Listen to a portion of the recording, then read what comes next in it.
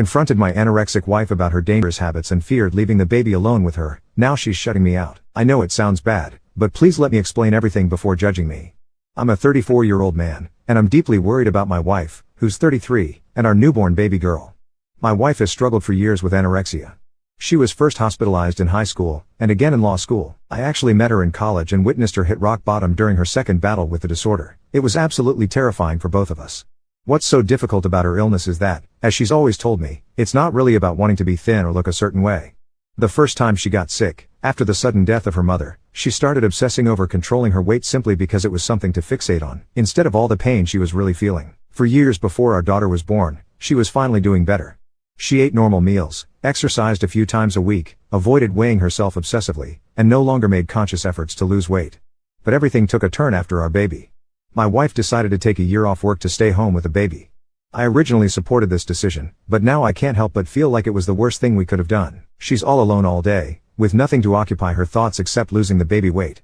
At first, when she told me she wanted to lose the baby weight, I thought it was a pretty normal sentiment for women who just gave birth. Your body changes a lot after all. I didn't think much of it until the weight began falling off her rapidly, far beyond what you'd expect just from new motherhood. She's now probably at least 20 pounds lighter than before she even got pregnant. Her habits started to change in ways that began to alarm me. She suddenly cooked elaborate meals and baked all sorts of things, but refused to eat carbs during the week, always preparing a separate, sparse meal for herself. She became obsessed with fitness influencers and started binge watching The Biggest Loser, a show she hadn't revisited in years. One day, out of concern, I checked her Fitbit, and discovered she was logging at least 10 miles of steps every day. When I confronted her about it, she told me she just loved the long walks with our baby or running on the treadmill to relieve the stress from being home with the baby day after day. But then she fractured her ankle from all the running, and when she found out she wouldn't be able to run for months, she completely broke down in hysterics, sobbing for hours. All she did next was eat even less, as if to compensate for not being able to exercise. I've tried talking to her, many times, telling her how much I'm worried about her health. Every single time, she shuts me down and insists she's just being healthy and finally has a chance to focus on herself. The worst part is how defensive she gets, accusing me of being overprotective whenever I suggest therapy or talking to someone about what's going on. Things reached a breaking point recently when we went to my parents' house for dinner. My mother's face fell the second she saw my wife. She looked truly shocked by her appearance. She pulled me aside privately to tell me that my wife looked outright sick, skeletal, shivering constantly, her fingers tinged blue, patches of her hair falling out. It's painfully clear to me she's not okay, but she absolutely refuses to see it, or admit any of her habits are unhealthy. Then, last weekend, we got a rare moment alone, our anniversary. My parents watched our baby so we could spend a couple nights downtown. It was meant to be special, our first time getting away together since the birth, a chance to reconnect physically after such a long stretch without intimacy. My wife tried to initiate intimacy, but as she approached me all I could notice was her frailty, the gaunt outline of her bones, and the overwhelming evidence of her illness. I felt tears sting my eyes, and I just couldn't do it. I told her bluntly that she was far too skinny, that she desperately needed therapy, and that I was sick with worry for her. She got upset again, accused me of trying to control her, insisting she was just devoted to taking care of herself and looking her best after pregnancy. I tried to clarify. When I said you don't look good, I meant that her ill health was obvious, that it frightened me to see her like that, and that everyone was concerned about her. That comment shattered her. She started to cry, asking me if I wasn't attracted to her anymore. I begged her to let me in, to tell me what pain or fear had her turning to starvation again, but her only answer was to shut down further. She told me she wouldn't share anything after hearing me say those words. Now, she barely talks to me. She won't have a real conversation, and I'm terrified that I made things even worse with my desperate honesty. I don't know what else to do, but I feel like the person I love is slipping away, and I can't stop it. Am I really such an asshole for telling her what everyone else is already thinking, and for being so desperate to get her the help she clearly needs before it's too late? Whenever I think about leaving my wife alone with our baby, alarm bells start going off in my mind. The truth is, she simply shouldn't be alone with the baby at all. I know this deep in my bones. It's not because she's a bad parent, but because her medical condition makes it dangerous for both her and our child. Sometimes she'll want to get out of the house, take the baby for a walk around the neighborhood or the mall, maybe just to stretch her legs and get some exercise. I worry constantly. What if she has one of her medical episodes while they're out and about? Sometimes it makes me wonder which is riskier, staying at home or being outside. If she's at home and something happens, at least there's a chance someone might check in, or maybe a neighbor would hear. But out in public, it could be better if help is close, or it could be much worse. I can't control who ends up next to her when she loses consciousness, or whether that stranger can be trusted with my child. The stark reality is this world isn't honest and safe. If she collapses on the sidewalk or in a parking lot, my baby could end up in the arms of whoever just happens to be walking by. The thought of that risk, of something happening that I could have prevented, haunts me. It's more than just fear, it's the kind of worry that claws at your conscience. The scenario plays in my head again and again. What if my wife faints, falls, and our baby is hurt, or something even worse happens while she's unconscious on the ground or floor? I know, without a doubt, that I'd never forgive myself for allowing her to be alone with our child when I knew the risks all along. As much as my wife insists she's fine, I'm also certain that, deep down, even if she won't admit it now, she'd never forgive herself either. Update 1. After realizing I scared a lot of people, I felt I owed an update, especially now that my wife and I have finally come to some kind of resolution. I was at a total loss for how to handle what was happening, and every instinct in me said, get her to a hospital now. When I started reading more, and after hearing the frightening truths about how dangerous my wife's illness truly is, the denial I'd been living in started to crumble. For a while, I tried to convince myself she was okay, maybe because I so desperately wanted that to be true, but it's unavoidable now. My wife has relapsed, and it's painfully obvious to everyone. Late Friday, feeling a rising panic, I called my father-in-law. I told him directly how deeply concerned I was for my wife's safety, and that I needed his help to make her see the gravity of the situation. He's an incredible dad, didn't even hesitate. He was on a plane that very night, flying here in just under an hour. When he arrived, the two of us sat down with my wife, heart pounding, and tried to make her understand how worried we are. She got defensive, angry, didn't want to listen at first. Her father brought up how hard it had been for her to grow up without her mom, reminding her that none of us would ever want our daughter to go through the same thing. Hearing those words, I could see it shook her, even if she kept insisting she was fine. But that intervention was what nudged her to at least agree to a checkup. For the first time, she finally admitted she'd been feeling dizzy and that her heart felt fluttery. Those words terrified me. I pushed even harder, and thankfully, given her medical history and the seriousness of her symptoms, we were able to get her an immediate appointment. To spare her privacy, I won't get into all the details, but soon after, she was checked into an inpatient program pretty close to home. I have so many conflicting emotions swirling inside of me right now. I'm relieved she's finally getting help, and I feel reassured knowing she's beaten this before, not just once, but twice. Now, with our daughter, I know my wife has more motivation than ever to fight her way through recovery. But at the same time, it devastates me to see her in so much pain, and honestly, I feel like I failed for not stepping in sooner. I can't stop worrying about her. I never want her to suffer, never want to be apart from her like this. When I left her at the program last night, she was sobbing. She didn't want to be away from me or our little girl. Driving away without her felt gut-wrenching, but deep down, I know this is what she needs. My mom has offered to help with our baby while I'm working, so thank God for that. Still, the house feels so empty. I miss my wife. I wish she was home. But I keep reminding myself that the most important thing she can do is focus on getting better, so she can enjoy a long and, hopefully, very happy life. I'm clinging to hope, bolstered by stories of others who've made it through something similar and are now okay. I keep telling myself my wife can do the same. She will come through this, again. Update 2. I thought the hardest part would be dropping her off. It wasn't. The hardest part was the call the next morning from a number I didn't recognize, a calm voice telling me they were transferring my wife to the medical hospital for monitoring. Her labs are unstable, the woman said, and then she said refeeding risk and telemetry, and I was already shoving the stroller into the trunk with one hand and calling my father-in-law with the other. Seeing her on a pale blue floor, a heart monitor tracing out her pulse like the outline of a mountain range, and 4 humming and that little clip on her finger pulsing red, broke something in me I didn't know could still break. She saw me, and her face went red splotched and wet in 2 seconds, and she grabbed my wrist with this desperate strength that didn't match what the rest of her looked like and said, I don't want to die. I don't want to miss her. I put my forehead to hers, and for the first time since all of this began she let herself say it without trying to dress it up as self-care or goals. It was terror, plain and human, and it cracked the shell she's been living inside. They stabilized her and sent her back to the program after 2 days, and I thought we might settle into some kind of rhythm with visiting hours and family calls. Instead, life decided to throw in something I wasn't prepared for. 2 afternoons later there was a knock on my door during nap time. I opened it to a woman with a canvas tote and a badge clipped to her sweater. She introduced herself, said she was a social worker, that the hospital had made a mandated report because of concerns about caregiver capacity during a medical crisis. I swear my vision tunneled. I didn't even know where to put my hands. She was kind, calm, observant in a way that made me feel both seen and exposed. She asked to see where the baby sleeps, who watches her while I'm at work, what our plan is when my wife comes home. I found myself narrating our life, the bottle drying rack, the freezer full of milk my mom helped me bag, the baby monitor crackling the soft ocean noise, like I was giving a tour of a museum exhibit called We Are Not Falling Apart.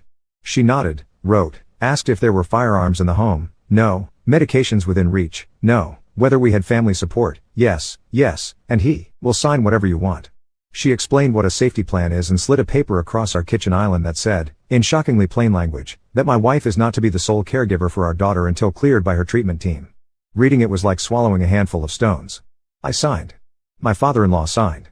She watched my baby yawn and said, "She looks well loved," and left me standing in the quiet with a copy of the plan and a coffee ring on it where her mug had been. I told my wife about CPS on our next family call, because not telling her felt like building a future on a lie. I expected fury. I got silence that stretched long enough I thought the screen had frozen. Then she whispered, "They think I'm dangerous," and I could see the words hit her like a physical thing. Her therapist on the call didn't flinch. She talked about systems built to protect kids and families, about how this plan doesn't mean my wife is a bad mother but that she is a mother in treatment. My wife wiped her face with the heel of her hand and said, "Very small, I want to be cleared. Tell me what to do." It was the first time we talked about recovery like a set of choices we could make today, not a hope we might get to eventually. The program allowed a supervised, short visit outside at a little fenced courtyard if we brought the baby during a time when their nurse could be there. I was scared it would backfire, that it would send her spiraling or make her beg to leave early.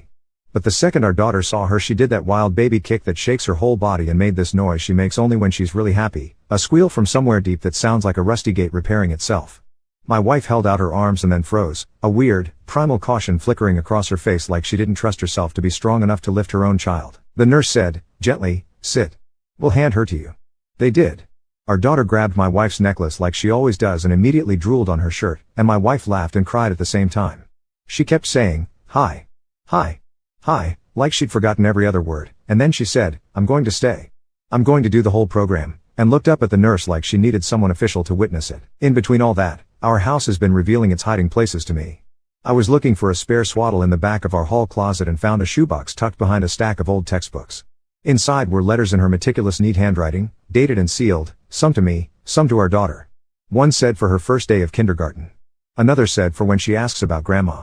I only opened one. If I don't get to say this in person, I don't even know how to describe what it's like to read your wife tell your child that she is sorry, that she tried, that she hopes she inherited your laugh and her mother's stubbornness, that she should never look for her mother in mirrors. I sat on the floor and read it twice and then held it like it might burn through my skin. I brought the box with me to our next session and told her I found it. She looked mortified for a second, and then she exhaled and said, "I wrote those when she was 6 weeks old and I couldn't sleep because I was sure the night would swallow me up." She said the words postpartum depression out loud, then postpartum anxiety, and then said she had been having awful thoughts she didn't understand, shadows moving in the corners of the nursery that were just piles of laundry, counting the number of steps to the stair gate every time she walked past it. Starving herself had drowned those thoughts in a different kind of noise. Hearing her say it made so much click into place I felt dizzy. The treatment team has started including me in meal support training. It's humbling to sit in a fluorescent lit room with paper plates of plastic food and practice saying, "You don't have to like it, you just have to eat it," without letting my voice shake. They're teaching me how to talk to the part of her that is sick without talking to her like she's a stranger. They tell me I can't save her with the right sandwich, but I can make home a place where the eating disorder's voice doesn't get to be the loudest. I go home and plate my own dinners the way they show me so it won't be foreign when she's back. I text pictures to her dad of the baby wearing pajamas with lemons on them, and he starts keeping a little notebook of her nap lengths and bottle ounces because it helps him feel like he's holding on to something measurable. Not everything is hopeful.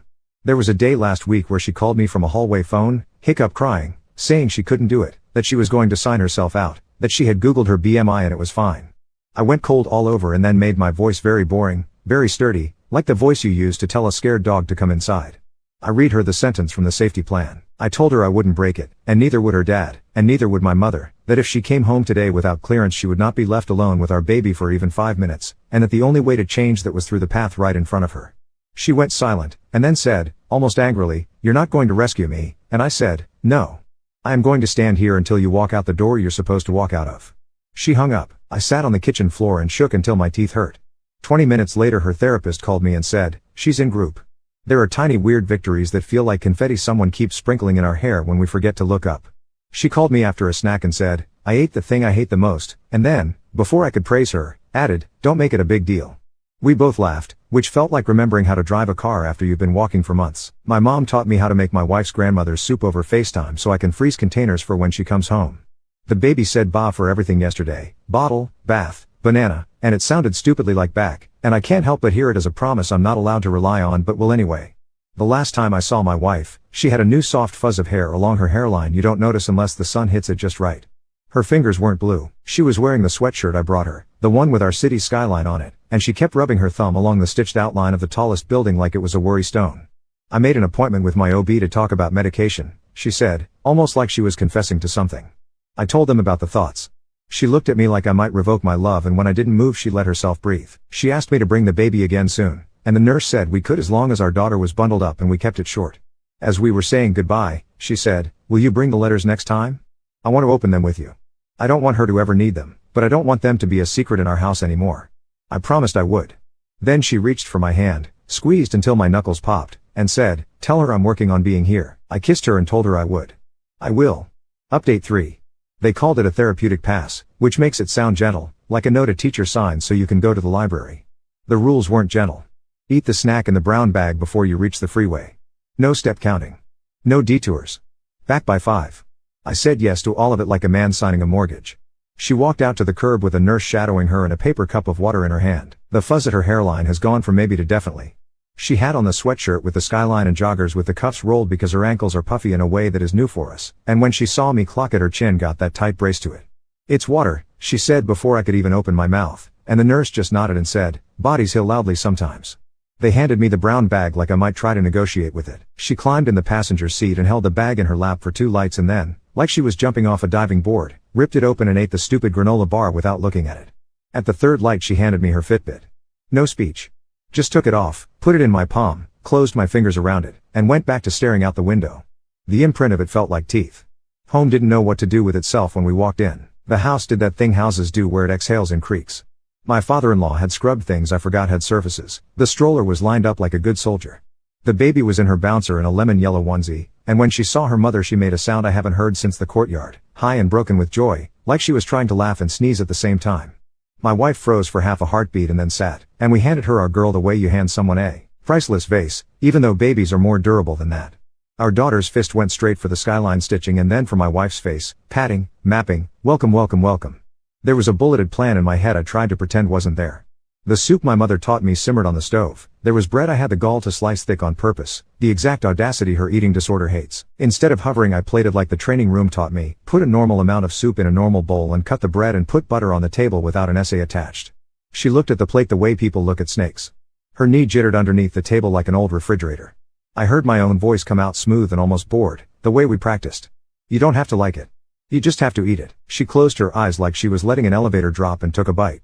The baby made this outraged why is no one feeding me something delicious right this second squawk at the same time, and all 3 of us laughed because some cosmic stage manager has timing. We FaceTimed her therapist from our kitchen after, because part of the pass was exposure work for the thoughts she finally named. The therapist had to set the phone on the counter and put the baby on the rug in front of the gate, and just, be. No checking the lock. No counting the balusters. Name the thought out loud when it walked through. My wife's voice sounded like it was coming from the bottom of a pool when she said, my brain is saying you'll drop her, my brain is a liar, I'm sitting here. 30 seconds was forever. At 60 my father-in-law coughed at the sink and then apologized to the room like it was a chapel. At 90 my wife snorted, not a laugh, exactly, more a derisive exhale, and said, I'm here, like, it was a spell. We sat for 2 minutes before the timer went off. It felt like deadlifting air. There are always landmines you can't plan for. The neighbor popped his head over the hedge while we were carrying a bag of clothes to the trunk after the pass and said, you look amazing, Mom. What's your secret? In that bouncy, clueless way people have when they think they're giving a gift. I felt the entire world contract to the space between her eyelids. She swallowed, nodded, smiled with exactly 0 teeth, and said, my secret is that I have help. Then she walked inside and shut the door, and when I followed 5 seconds later she had her hands on the island, knuckles white, and said, every cell in my body lit up when he said that, and then, clear and careful, and I am not going to chase that light. We stood there with the hum of the fridge being the only sound and let the sentence settle inside the house. We opened the box of letters, not all of them. We took if I don't get to say this in person and her throat did that clicking thing it does when she's trying to keep tears from becoming sobs, and she said, I don't ever want her to have this version of me. She didn't want to throw it away like it was trash, it wasn't. So we did something that felt halfway between funeral and baptism. We tore it into strips and mixed the paper with potting soil and planted a tiny Meyer lemon tree in a blue pot on our stoop, because our daughter's pajamas made us think maybe we could have a future that's corny and domestic on purpose. My wife pressed the soil down with the flat of her hand and said, grow into something she can hold, and I realized I had been holding my breath for days and finally let it go. The social worker called in the middle of nap time check to say she'd need to stop by for a quick home visit while my wife was on pass, to talk about what a step down would look like. I stood there suddenly sure I was going to fail a test I didn't study for. She came with the toad and the sensible shoes and sat at our table and asked my wife if she understood the safety plan. My wife said, I hate it, without flinching, and I agree to it. The woman looked at the lemon tree through the glass and then back at the line where our names were scrawled under the words protective factors and said, then we're in good shape. It was the first time any official person had used a phrase that sounded like land we could stand on. Not everything was a movie moment. The refeeding water, which we were prepared to joke about and call her bread ankles and make levity out of, hurt when she put shoes on. It itched. She wanted to crawl out of her own skin. She kept rubbing at her wrists like there was a secret zipper there. She asked me 3 different times if her face looked puffy or just enough to look alive, and I learned how to answer the question without laying a landmine, by looking at her eyes and not her cheekbones and saying, "You look like you're here." The meds her OB started had a side effect that made her stomach flip for 3 mornings in a row, and on the second morning she said she couldn't tell the difference between nausea from the pill and nausea from nerves and whether that meant the pill wasn't doing anything. And I said, "It might be both, and also you're still doing it." And she said, "I hate that you're good at this," which, translated, meant, "Thank you." We adjusted. She took the pill anyway. She slept 1 hour more the third night. I don't know if it was the medicine or exhaustion, I don't care. There was this 1 minute that is going to live in my head rent-free until I'm 90. The baby, who has been doing consonant nonsense for weeks, ba, ba, da, ba, was chewing savagely on a chilled silicone thing because whatever tooth factory is inside her skull has been on night shift, and in the middle of it she let out am and then ma with the exaggerated mouth shape she uses when she's making fun of us without knowing she's doing it. My wife went completely still. She didn't claim it. She didn't say, "That counts," like parents do when they're keeping score. She just put her hand over her own mouth like the word might escape if she didn't hold it there, and then she said, like a vow, "I'm not missing the rest." On the way back to the program we swung by the e-waste drop-off behind the hardware store and I slid the bathroom scale into the bin. It made a satisfying, terrible sound, like brittle promises breaking. She watched it drop and grabbed the sleeve of my sweatshirt with 2 fingers, the way you do when a subway jerks. "We can buy another one if we need it for the baby in a year," she said like she needed to build an exit ramp before her brain spun out. "We will borrow one from the pediatrician the one time we need it," I said, and she nodded, a little helpless, and said, "Okay. Okay." I put the receipt the teenager handed me, a slip of thin paper that just says scale in tiny letters, on the fridge next to the safety plan, under a magnet shaped like a lemon my mother swears she didn't buy on purpose but definitely did. The program is talking in weeks now, not in maybe. There is a date circled in highlighter for a step down to partial days. It's written in her messy left-handed scrawl on our calendar like a dare. The conditions are not forgiving. Labs in range, weight trend patient not ed, meds in her system for long enough that we're not just guessing, a family meal completed at home with a coach on speaker, but they are doable. Yesterday she sent me a picture I will probably set as my lock screen even though it's not flattering in any conventional way. Her tray after snack, nothing rearranged to look better, crumpled napkin, smear of yogurt like a white brush stroke, and her hand making a peace sign upside down because she doesn't know how to take selfies and is learning everything again. Before she signed back in after her pass, we sat in the car and she wrote a new letter on the back of an old electric bill because it was the only paper in the glove compartment. She dated it. "For when you roll your eyes at me in 7th grade, she wrote, grinning without looking up, because I plan on earning it. Then she put it in the visor like something we might need for a toll. She kissed the baby's forehead and told her, "I'm working on being at the boring Tuesday stuff," and when the nurse came to get her she waved and then, "This is how I know something seismic has shifted," she said, "Will you bring a bag with the ugliest, softest sweatpants next time? I'm cold now that I'm not running all the time." I said yes. I would bring her the moon in drawstring if she asked. And then she went back inside to do this possible thing, and I drove home with the baby in the backseat saying ba ma ba like she was practicing writing our lives in a new alphabet. Update 4. The date we circled in highlighter stopped being theoretical and turned into a Tuesday that showed up on our doorstep wearing sneakers. Step down. Partial days. Mornings at home, afternoons back at the program, nights with me. The discharge papers were crisp in a folder with a tab that said her name like it was a file someone had to keep track of, and then there was her hand in my hand, warm and damp and very alive, tugging me down the hallway that still smells faintly like baby soap and coffee. Home looked at her the way dogs do when their person has been gone too long, first a head tilt, then a full body wag. The lemon tree is already pretending it has opinions, 2 shiny leaves angled like it's listening. The Fitbit is in the junk drawer under a nest of rubber bands and Allen wrenches. Every time I open it for a chip clip my knuckles brush the band like a small electric fence. She asked me for her phone before we even put her bag down. Not to scroll. To prune. She stood in the kitchen with her back to the fridge and unfollowed all of them, one by one, every glossy woman promising to turn suffering into content. When she got to a running account that used to make her heart light up like a pinball machine, she hesitated, then pressed and held and watched the little menu float up like a regret. "Remove," she said out loud, like you do when you're cutting open a package with a knife and want your hands to believe you. We had to do the coached family meal to make the pass real. The therapist's voice came through my phone speaker with that tiny delay that makes you feel like you're calling the moon. "Pick something you can't game," she said, which made us both bark out a laugh, because we speak this language now. We picked pizza, which is almost a cliché in that universe and also, specifically, a thing that has stood in our living room more times than I can count without causing a battle. I ordered from the place on the corner that cuts the slices like they want you to feel like a kid again. The box steamed when I opened it. Our daughter banged a silicone spoon on her tray like she was keeping time. I played it like I've been taught, No commentary, a normal wedge on a real plate, a folded napkin because we are not camping in our own kitchen. She sat, her thigh jiggling like a machine you left running in the garage. The therapist's voice, name the thought. Her eyes flicked up and she whispered, my brain is saying this is too much. My brain is not my boss. And then she lifted the slice with both hands like it was something heavy and took a bite. The sound our baby made in that exact second, pure affront that she was not also being offered Italian cheese, broke the tension in half. We laughed. She chewed. We made it to the crust. I wanted to throw confetti. I put the box back in the fridge without rearranging it into a math equation and she didn't open the door to fix it. The social worker knocked while the baby was napping later and did that thing where a person looks around a home and sees it both for its mess and its intent. My wife answered the door herself, hair in a lopsided knot, sleeves pushed up because the refeeding water likes her wrists right now and we're trying to make friends with it. Do you understand the plan? The woman asked, eyes soft but not blurred. I hate it, my wife said, clean as a bell, and I agree to it. The woman nodded like that sentence was a train pulling into a station on time and wrote a note I'll never see in a file I will never hold. She looked at the lemon tree. We like to write when things change, my wife volunteered, nodding toward the pot. The social worker smiled. So do we, she said, and left us a copy of an addendum as boring as it needs to be, no sole caregiving until clearance, no exceptions, a phone number in case the hallway feels long. Her father flew home the next morning. He stood in our foyer like a man drying off after a storm, lighter but a little disoriented by sun. He left his notebook on the counter, the one with ounces and nap lengths, like a relay baton. He kissed his granddaughter's foot and my wife's hair and told them both he'd be back for sauce and a soccer game in a not impossible future. She watched him go with her jaw set, not hard, just determined, then turned and reached for the baby monitor and said, show me how to read the stupid thing without making it a test.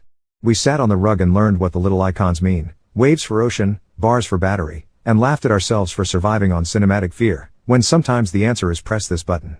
There are landmines you only find by stepping. We had the baby's pediatrician appointment on Thursday, the kind where someone with very competent hands weighs your child and tells you if you're doing okay. The scale in that room is a friendly, well-shaped plastic thing that has swallowed up plenty of anxious parents and spit them back out with stickers. Still, a scale. My wife had a plan. She handed the nurse the little note her therapist told her to write, please cover numbers from parent with active ed. The nurse, middle-aged, practical, a woman who looks like she has made 97,000 good sandwiches in her life, said, got it, and put a sticky note right over the digital display, like it was the sun. Our daughter lay down, naked fury turned into coos by a string of rubber fish stuck to the ceiling. She looks well loved, the doctor said, without even looking up from a chart, and for a second I hated and loved the phrase in equal measure. Tracking beautifully, he added, which is a phrase I will tattoo onto the inside of my skull. My wife didn't peek. When the doctor left the room she let out a breath in a way that made her shoulders drop an inch and said, okay. On the way to the car we passed a poster about getting back to your pre-baby body with a photo of a woman holding dumbbells and my wife stopped, read it, and rolled her eyes so hard she saw last week. I don't want my pre-baby body, she said to no one. I want this one.